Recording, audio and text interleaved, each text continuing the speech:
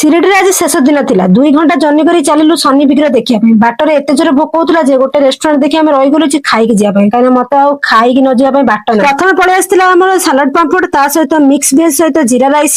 2 minute ଭିତରେ ଥାଳି ସଫା। ଏତେ ଜୋରେ ଭୋକ ହଉଥିଲା, କାଳେ ବାଟରେ ଭୋକ ଲାଗିବ ବୋଲି 2ଟା ପପକର୍ନ ନେଇ ଶୁଣିଥିଲି ଯେ ଏଇ ନଦୀରେ ଶନି ଭାସି ଆସିଥିଲେ। ଫାଇନାଲି ପହଞ୍ଚିଗଲୁ ଶନି ମନ୍ଦିରରେ। ଶନିକୁ ଦର୍ଶନ କରି ବାହାରିଲୁ ସିରିଡିରେ ଏଣ୍ଟ୍ରି ଗେଟ ରେ ବାବାଙ୍କୁ ଦର୍ଶନ କରି ଚାଲିଲୁ ତାଙ୍କ ମାର୍କେଟ ବୁଲିବା ପାଇଁ। ମାର୍କେଟରେ କିଛି କିଣାକିଣି କରିବାର ଥିଲା। ପ୍ରଥମେ ଗଲୁ ଆମେ ଚାଉଡି ବୁଲିବା ପାଇଁ, ତାପରେ ଆମେ ଗଲୁ ଦ୍ୱାରିକା ମାଇ ବୁଲିବା ପାଇଁ, ଯୋଉଠି ବାବା ବସୁଥିଲେ ଆଉ ତାଙ୍କ ଧ୍ୱନି ଜଳୁଥିଲେ। ତାପରେ ମାର୍କେଟ ଭିତରକୁ ପଶିଲା ବେଳକୁ ଗୋଟେ ଦୋକାନ ସୁନ୍ଦର ସୁନ୍ଦର ବାବାଙ୍କର ଫଟୋ ଥିଲା, ନଉଥିଲା ଯେ ସବୁ ନେଇଯିବା ପାଇଁ। ଆଉ ଏଇ ବହି ଦୋକାନକୁ ଗଲୁ, କିଛି ବହି ନେବାର ଥିଲା ମୋର। ଏଇ ବହି ଦୋକାନରେ ବାବାଙ୍କର ଲୀଳାର ସବୁ ଭାଷାର ଆପଣ ବହି ପାଇପାରିବେ। ଛାଡି କିନ୍ତୁ ଜମା ଇଚ୍ଛା ନାହିଁ, କିନ୍ତୁ ଆମର ଯେହେତୁ ରାତି 12ଟା ଟ୍ରେନ ଥିଲା, ଆମକୁ ଛାଡିକି ଯିବାକୁ ପଡିଲା। ଏଠି ଗଭର୍ଣ୍ଣମେଣ୍ଟ ବସ ର ସୁବିଧା ବି ରହୁଛି। ଆମେ ଷ୍ଟେସନରେ ପହଞ୍ଚିଗଲୁ ଠିକ ଟାଇମରେ। ଆମ ଟ୍ରେନ ପଳେଇ ଆସିଲା। 2 ଦିନର ଜର୍ଣ୍ଣି ପରେ ଦେଖୁନାହାନ୍ତି 12ଟା ପୁରା ବାଜି ଯାଇଛି ଅବସ୍ଥା। ଫାଇନାଲି ପହଞ୍ଚିଗଲୁ ଷ୍ଟେସନରେ। ଆପଣ ମାନଙ୍କୁ ଭିଡିଓ କେମିତି ଭଲ ଲାଗିଲା କି ଖରାପ ଲାଗିଲା କମେଣ୍ଟରେ